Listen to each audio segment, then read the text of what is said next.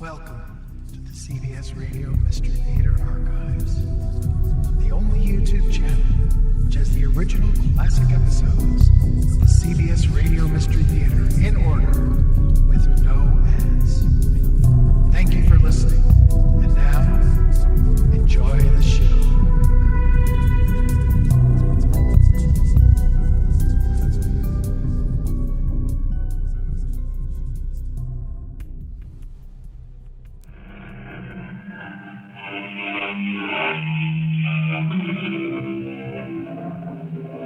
Come in. Welcome. I am Tammy Grime. The race is not always to the swift, nor the battle to the strong. The operative word, of course, is always. Most of the time, however, the swift finish first and the strong prevail. I know all about David and Goliath, but people who bet on form insist, and the record bears them out, that a good big man will usually beat a good little man, all things being equal. There's another operative word. Equal. But this is madness, my queen. Perhaps. Then you admit it. Yes. I cannot understand. I tell you, we cannot meet the Roman army in the open field. We are asking for certain defeat. I believe that victory or defeat must follow the will or even the caprice of the immortal gods. I cannot accept that. That is because you are not a barbarian.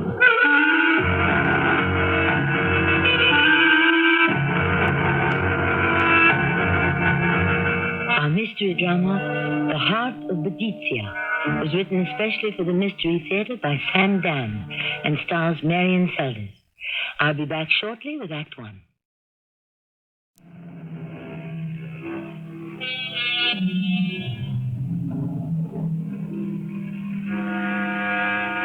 The time, almost 2,000 years ago.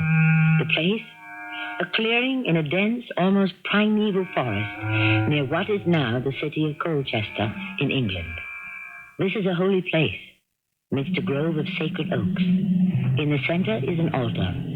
Kneeling before it, a tall, auburn-haired woman, a warrior woman, for she is wearing armor. But the armor is pierced and broken and bloodstained. Standing above her is an old man with a white beard and flowing white hair. He is dressed in black. He is Sinwin, the High Druid. BODICEA, Queen of the Iceni, why have you come to this sacred grove? Sinwin, Archdruid, holiest of mortal men, living voice of the immortal gods. I have come here to die. Musicians, wake the gods, so that they may hear the plea of BODICEA.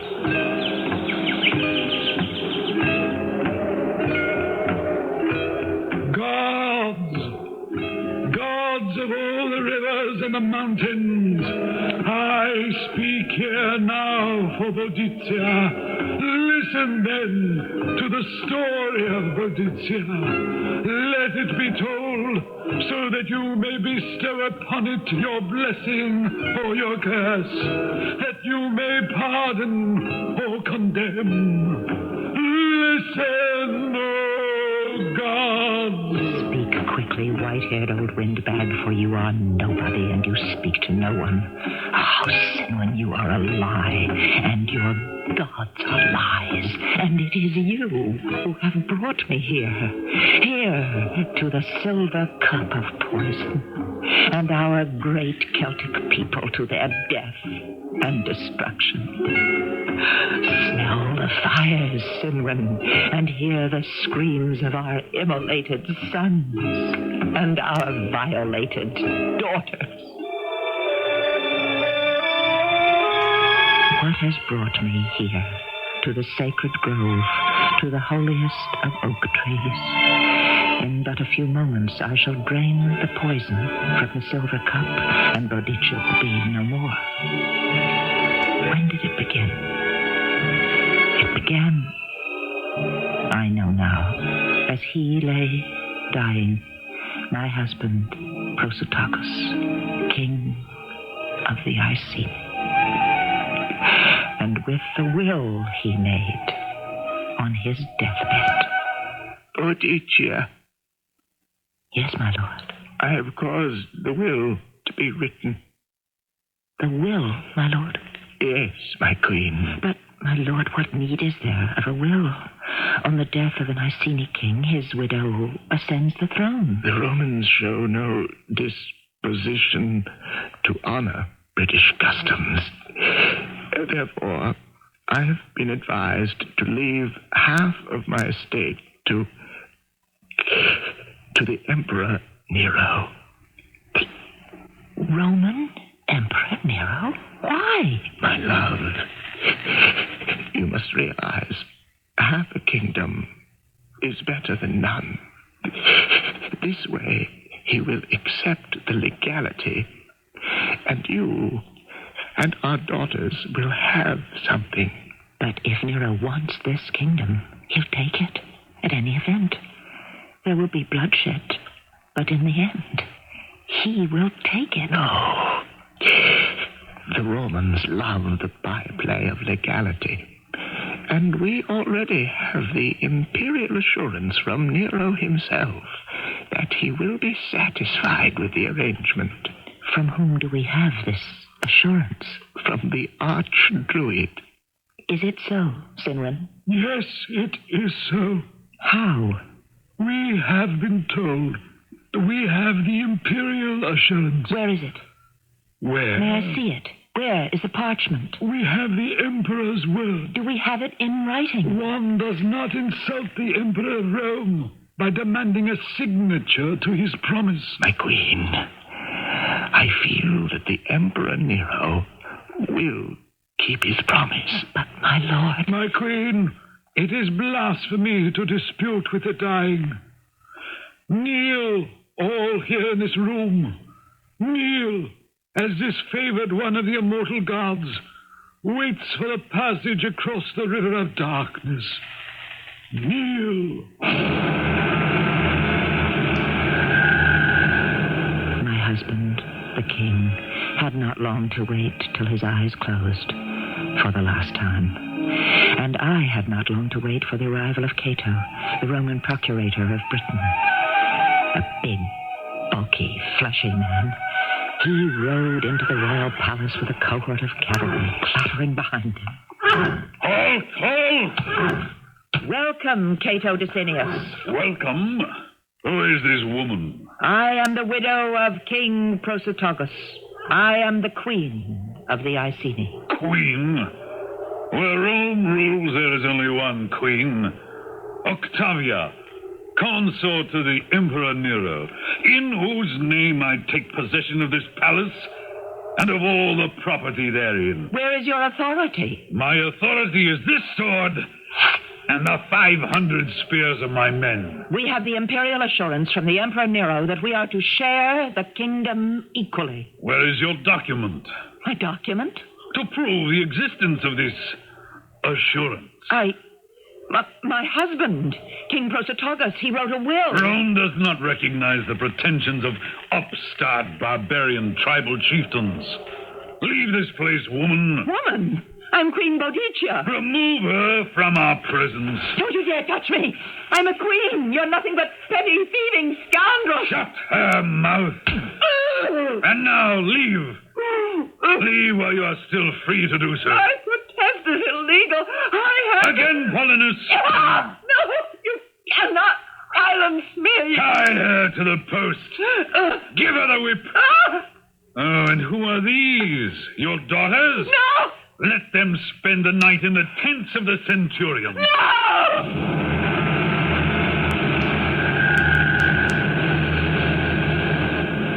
Speak, BODICEA.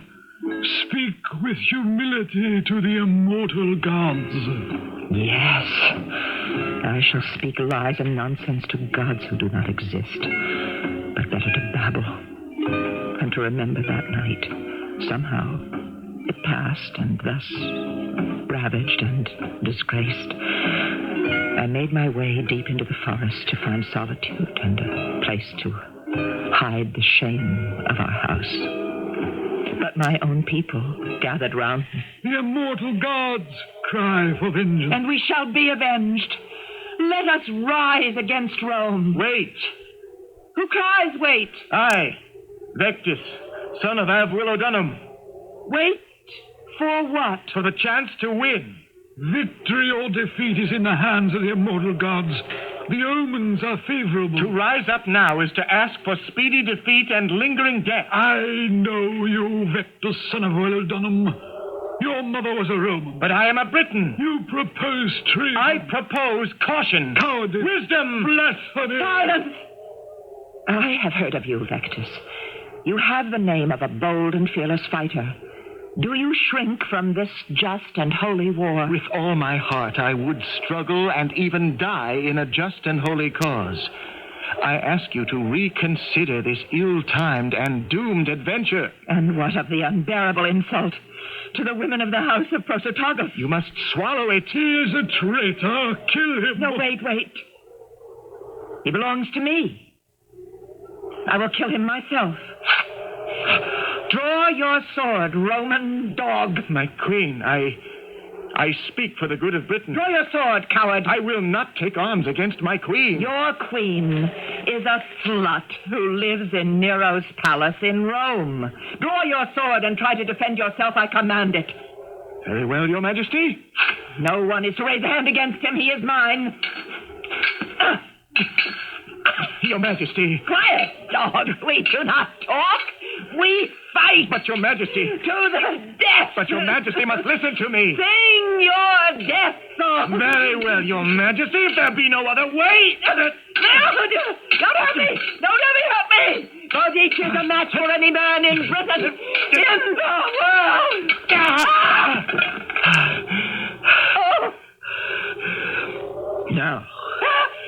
Now, Your Majesty, what must I do? You have disarmed me. No one has ever struck the sword from my hand before. I'm sorry, my queen. You have the right to kill me. I have only the obligation to worship, love, and obey you. Trust. At least I shall have died in combat. No, Your Majesty, we must talk. Talk? What is there to talk about? Everything. Grant me this favor. I shall never ask another. Yes? Retire to the side of this holy oak with me, and let us speak in private. Do not listen to his honeyed words of treason. Listen first. And if they be treason, kill me. Very well, Vectus, I will listen. All of you, retire and leave us alone. And now, Vectus. Do not rise up against Rome. Better to be crushed into the dirt underfoot. Do not rise up now. Why not now? Now, when the wound is raw and fresh, the pain can only be relieved, and the disgrace wiped out by Roman blood. Are you a woman out to avenge her own agony, or a queen who must think of an entire nation? Are you saying I must take no revenge against Rome? I am saying you must exact justice. Well, say it any way you will.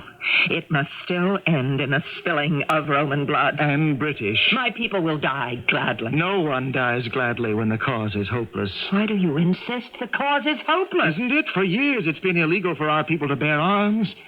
BODICEA. An entire generation has grown to man and womanhood, unpracticed, untrained in the use of arms. But courage can overcome every obstacle. Everyone, perhaps, except the disciplined legions of Rome. We must wait. Oh, again that word, wait. Until we have taught our people the skills of warfare. And how long must we wait? I cannot say, as long as is needed. And in the meantime, I am to swallow the insults of Rome, the injury that I have suffered at the hands of Cato Decianus. For now, my queen, for now, it must be forgotten.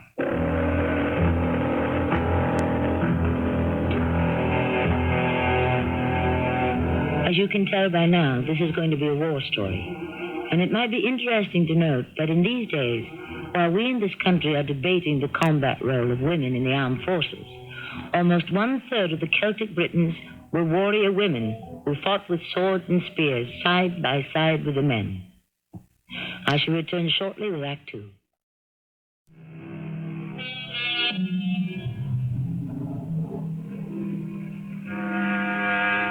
A woman always has a revenge ready, said a French philosopher.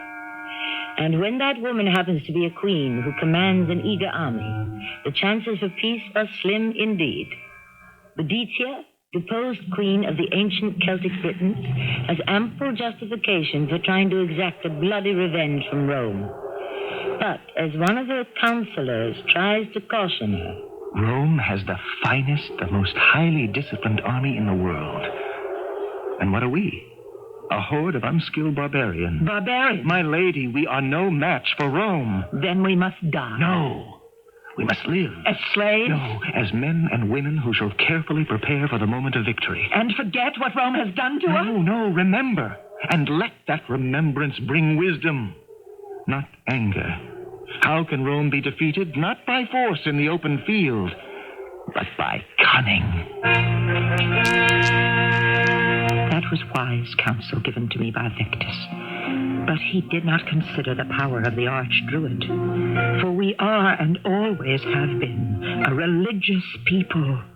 You counsel delay, do you, Victus? Yes, Holy One. Our gods speak. They speak through omens and signs. They speak when there is a reddish glow about the moon. Behold, the moon, BODICEA. What is the color that surrounds the moon? Red? What is the color of blood? Red. And whose blood is it? Not just the blood of our queen and her innocent daughters, but the blood of every Briton. Yes, the blood of the gods themselves. Here we are, in our thousands, a mighty host. Let us be terrible in our vengeance. Cato, the Roman despoiler, is even now polluting the palace of our queen. He is guarded by only a few hundred. Let us take revenge. How could I resist the opportunity to make Cato pay for his outrages? Yes, Simon was right. There was a debt. It could only be paid in blood. But this is a declaration of war. So be it. No, listen to me. There's a time to listen and a time to act. This is not the time. Tell me, Victus, when will the time come? When we are ready, my queen. And who will decide when we are ready? Now, at this moment, we can overwhelm Cato. Kill him and every one of his soldiers and servants, and the traitors among our people who serve him. BODICEA, this is what Nero wants us to do. Nero wants us to slaughter his own procurator? Are you mad? All this is part of his plan. Nero foresees this vengeance of yours. He wants you to take it. And this shall become his pretext to spread fire and sword all through Britain. Does this half-Roman still babble, BODICEA? Our very gods have been violated. Our gods demand vengeance. I could no longer hear the calm voice of Victus. I could only see the ugly, leering face of Cato the Roman. I could feel the pain of the whip biting into my body. I could feel the shame of the outrage searing my soul. I was mad with the desire for revenge. No one, nothing, could prevent me from spilling the blood of Cato. If it is to be done, let it at least be done successfully. All here recognize your superior skill in warfare, Victus. Shall you lead the army? No, my queen. Not the army, not this huge, unwieldy horde. I want 1,000 of the older men. Veterans. Men who have wet their swords before. At the head of 1,000 picked men, Victus and I made our way back to what had once been the palace of the Iceni kings. I will kill the first man who makes a sound. Quietly. Walk quietly. If you encounter a Roman, dispatch him quietly. Let no one live to give the alarm. Slowly, silently, we entered the town. No one expected an attack. The few sentries were either asleep or drunk. They died quickly. Now we stood before the ancient palace. Cato was feasting with his officers in what had recently been the council room. A Carthy, I see thee, King. It was a roaring, drunken revel. We entered the hall, unseen by any within. The Roman weapons were stacked against the wall. Quickly, we picked them up. Roman carrion! Dogs! What is this? Why, why, it's the widow. What is it you want here? Another lesson? Polonus, you scoundrel, where is the whip? I hold the whip here in my hand, Cato. Well, you must be mad. Tie him to the post. What, you dare to lay hands on an official of Rome? Polonus, step forward. Come here, dog. Take this whip, and now do to your master what you have done to me. No, Polonus. Let us see twice the zeal that you practiced on me, Polonus, and you shall be rewarded by a quick and merciful death. Begin now. No! Not a Roman survived the vengeance of that night. And all over Britain the tribes rose up in their fury. Everywhere the tale was the same. Death to all who were Roman. What have you to say now, my bold Vectis? Ilea iacta est. What is that? Latin. What does it mean? The die is cast. Must you say it in the Roman tongue? Yes, my queen. It is necessary to be able to think in their tongue, to try to understand what they intend to do now. What is the difference? We proved tonight that we're more than a match for them. Yes, we're more than a match for elderly veterans for raw reserves. But soon we shall be facing hardened, battle-tested legions. And that will tell another story. We shall sweep them into the sea. My queen, we must avoid an open fight. How can we win unless we smash them in the field? We cannot smash them. No? We must bleed them. Look at me. Look at yourself. We both wear Roman breastplates, stripped from some poor dead devils. We both carry Roman javelins. See how much better and stronger they are than our own? And their tactics far superior. But I don't understand you, Vectis. You forget. Our history is the will of our gods. Yes, but the Romans also have their gods. Ours shall prevail. Only if we fight on ground where our gods are strongest. And where is this ground? Here. Here in the forest. The Romans cannot fight in the dense, closely packed woods. They need the open plains to maneuver, to take advantage of their weapons and tactics. But what can we do in the forest? Stay here and wait for the Romans to come in after us, as they must. We shall bleed them. A man here, a man there, and soon their armies shall have melted away. But who has the patience for this merchant's warfare? We must develop it. Let us pause here, Boudicea. Why?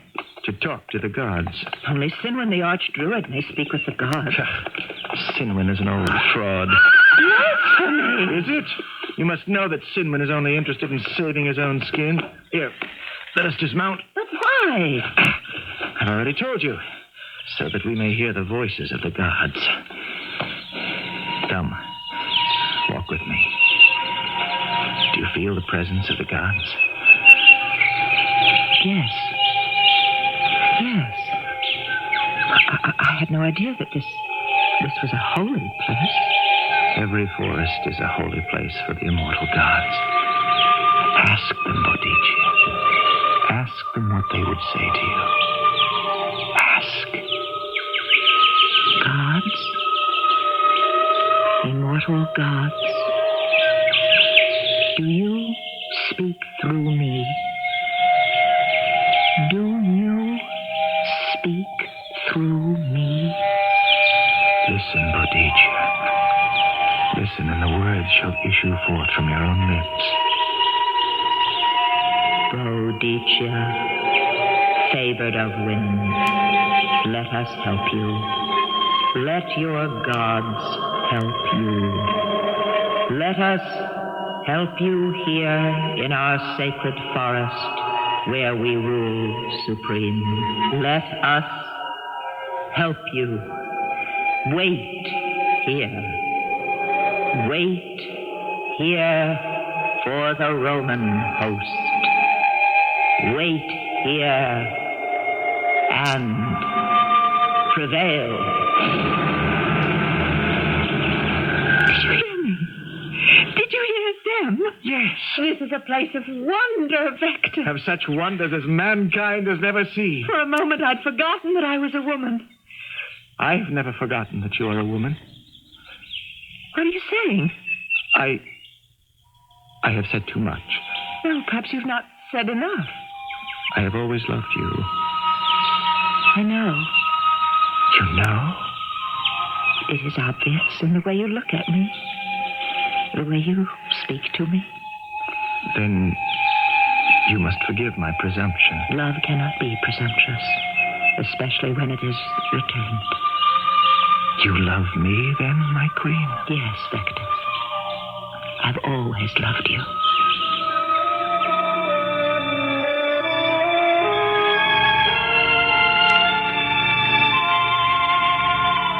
So, blows the wind in that direction. And why not? Surely no man and woman could ever be more worthy of each other. But you can see the beginnings of the problem. Although most stories concern themselves with love and war seldom mix. We shall see just how this works out in Act 3 shortly.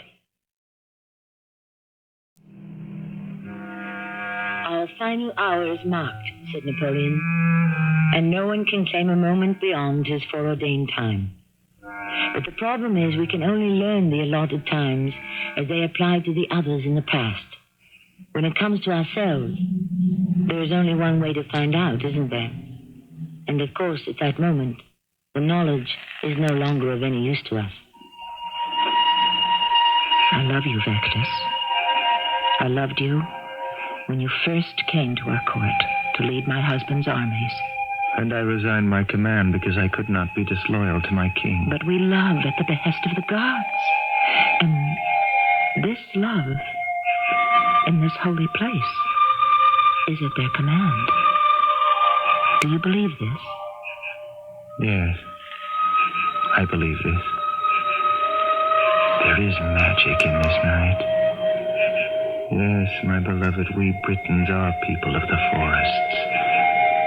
And so long as we shall remain in these forests, we shall prevail. It's only when we become like the people of the open plains that we shall be destroyed. Oh, let us not at this time, and in this place, talk of destruction, my beloved. It was a night that was filled with magic. All about me were scenes of such wonders I had never dreamed could be. And Vectus, beloved Vectus, was a good and wise teacher. See how the stream ripples with rainbow colors in the sudden shafts of early sunlight? Yes. These are the spirits of the sky. See how bright they are? That is because they are spirits of love. Love. Oh, yes. Because they're so warm and so filled with life. Vectus, this is the first time that anyone has ever spoken to me about the spirits of love. Oh, I cannot believe that. Yes, I have never seen beauty in the world until just now. Why not? Perhaps it was because I was always taught that life was just a grim business. Or it can be. Unless it is made beautiful by love. But I've never known love until just now. But surely you loved your husband. He was an old man. The match was arranged. I spent my years learning to be a queen. You have become a great queen. But I've never been able to be a woman. Woman in love. Oh, how I envied the humblest of my women slaves who had a man to turn to when his work was finished. Vectus, see how the water sparkles in this lovely stream. Let us follow it, my dearest. Do we have the right? The right? Well, the entire countryside is in flames. There's the war. Have we the right to move away from it as if it didn't exist? Merely for the sake of our own pleasure? There will be enough of war and hatred and killing. Enough ugliness and misery soon, my dearest. Let us steal a moment or two while we may. Who knows how long we both shall live? Vectus, I'm frightened. The tone in your voice. What of it? Sends a chill through me. Oh, my darling, I meant nothing by it. Yes, you did. Are you saying that we are destined to lose? I have said nothing. Our fates have not yet been cast. We can win. Oh, to hear you say that. There is only one course we can follow. It will take superhuman self-discipline. Are we capable of it? But let us not think of that now, no. Now let us steal a moment which shall be even sweeter for having been stolen. Yes, my love.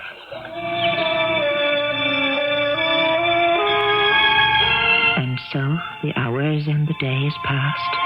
No, not many of them, actually. All too few. It was impossible to get away from the war. It kept intruding itself no matter where we tried to turn.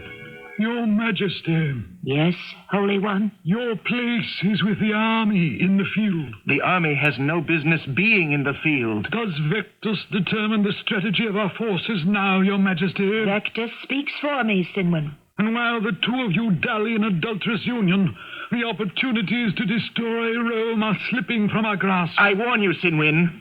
Your priestly robe does not give you license to insult the Queen or myself. You dare to raise a hand to the Archdruid of Britain? I will cut off the head of the Archdruid if he does not learn to control his tongue. The gods will punish this blasphemy. Silence! I could not silence the murmuring of my people. A council was convened of all the chiefs and elders. The almost universal sentiment was to meet the Romans in open combat. And then Vectus spoke. Hear me. He is a Roman spy. He has my leave to speak. Hear me. A Roman army has landed in Britain. The 21st, the 11th, and the 9th legions. They are less than 30,000. We outnumber them 5 to 1. Remember, these are professional soldiers of Rome. The battle-hardened veterans. It is men like these who, under the Emperor Claudius, defeated our grandparents and took this island. That was 100 years ago. True! But what have we learned in 100 years, Sinwin? Answer me that! Are we better warriors than our grandfathers? Braver? More skillful? Shall we repeat their mistakes? Shall we throw ourselves against the spears of the legions just as they did? People, all he has to offer is the counsel of despair. Listen to what I have to offer, because it is our only chance for victory. We are not Rome's only conquered and martyred province. Half the world groans under her cruel yoke. The Teutonic tribes in Germany, our own Celtic brothers and sisters in Gaul, the Iberians in Spain, the Scythians, the Greeks, the Egyptians, the Persians. Who are all these people? How do we even know they exist? These are fellow sufferers. Now and then one nation revolts. But because it is only one nation, the Romans crush it with ease. But listen, my countrymen, just suppose, all of us were to rise against Rome at once. Suppose she had 10 revolts to put down instead of only one. What then? This is a dream. Of course! Freedom always begins as a dream. But men and women of faith can make it come true! His oratory touched the hearts and minds of his listeners. And suddenly there it was, the worldwide revolt against Rome. True, most of our people had never heard of these distant places, but everyone's imagination was fired by the possibilities, the exciting, thrilling possibilities.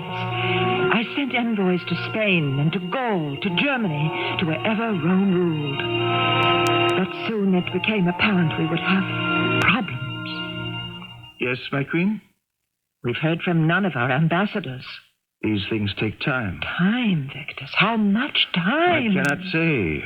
Revolts are not organized in hours. It may take months, perhaps years. But we cannot wait for years or even months. But we must.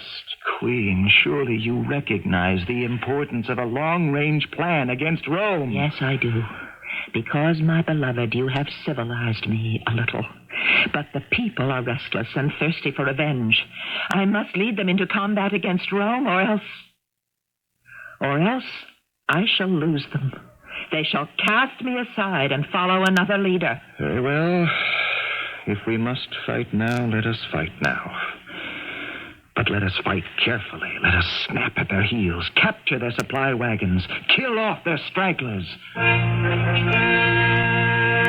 It was wise counsel, and for a while it kept the army occupied and content. But unfortunately, it did not flatter the manhood of most of my soldiers. They were becoming restless. They were tired of striking a blow and running away. They demanded a fight to the finish. Yes, a fight to the finish, but it is certain to be our finish. The Roman army is drawn up outside of Camulodunum.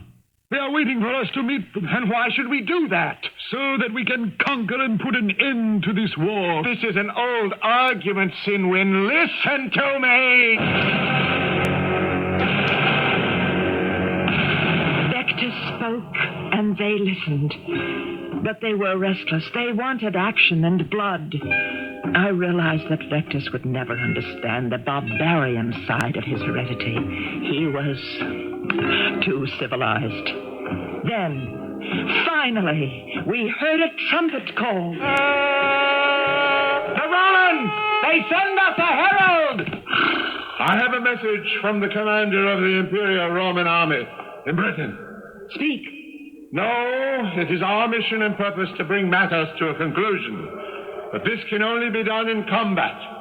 We are drawn up in battle array to await your coming, but we fear you are too cowardly to meet us in the field. Instead, you prefer to skulk like thieves and assassins. Is that the entire message? That is the entire message. Take back this answer. If your commander has the courage to place himself at the head of his troops, as I do in front of mine, we shall see who the cowards are. Speak these words to the Roman butcher in my name. He did it deliberately, to provoke you. And he succeeded. But surely common sense... We Britons are bereft of common sense, which is why we are barbarians. Listen no longer to the counsels of confusion. Victory is ordained by the gods. In their name we fight. In their cause we conquer.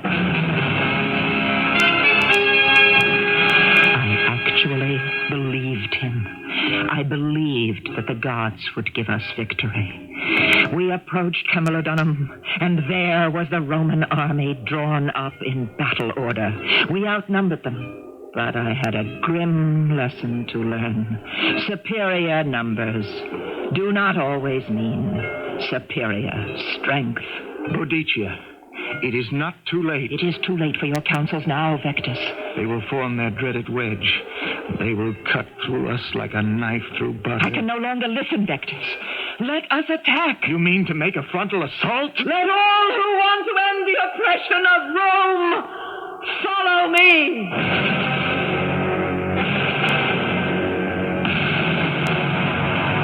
He followed me, and so did the rest of the army. And soon, it was all over.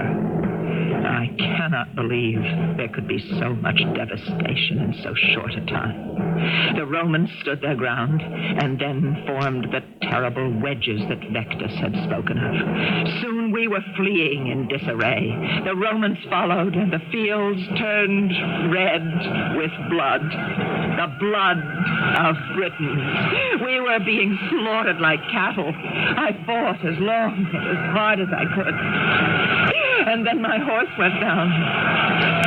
Suddenly I was seized by strong hands. It was Battista. He lifted me into his saddle. There we go. We must save your life. No, let me die here. You must live. Why? To fight another day. You know as well as I do there cannot be another day, Battista. We can reach the forest. We shall be safe. Look, we're being pursued. They're gaining. BODICEA, neither of us must be taken alive. What are you doing? You ride on. I'll stand here and delay them. No. Go! Oh, Battista, my beloved.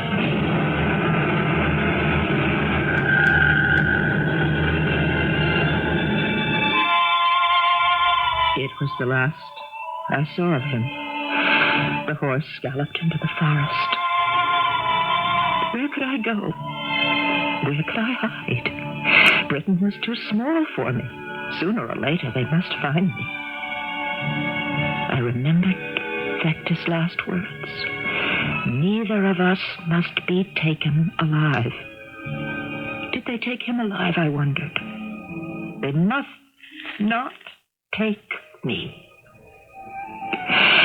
And so I made my way to the sacred grove, where I found Simon.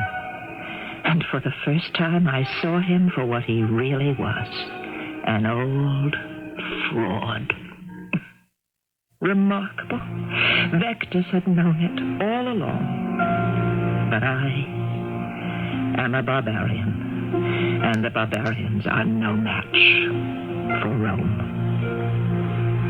So I will raise the cup, the silver cup of poison, to my lips, and drain it.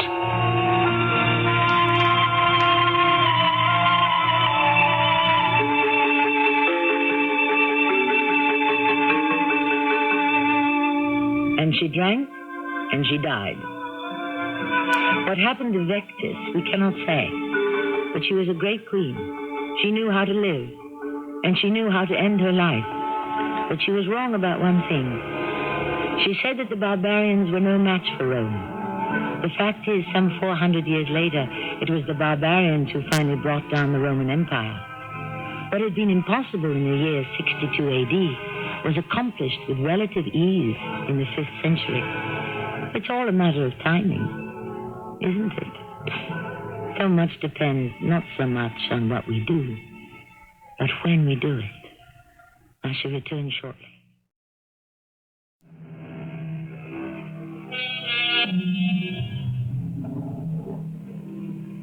It is true the ancient Celtic peoples were cruel and violent, but there was no malice in their behavior. They simply didn't know better. How can we account for the cruelty and violence of the so-called civilized Romans? The answer, and it holds good to this day, is that people who should know better should be judged more strictly. Our cast included Marian Seldes, Russell Horton, and Lloyd Battista. The entire production was under the direction of Hyman Brown. I hope you enjoyed this episode of CBS Radio Mystery Theater.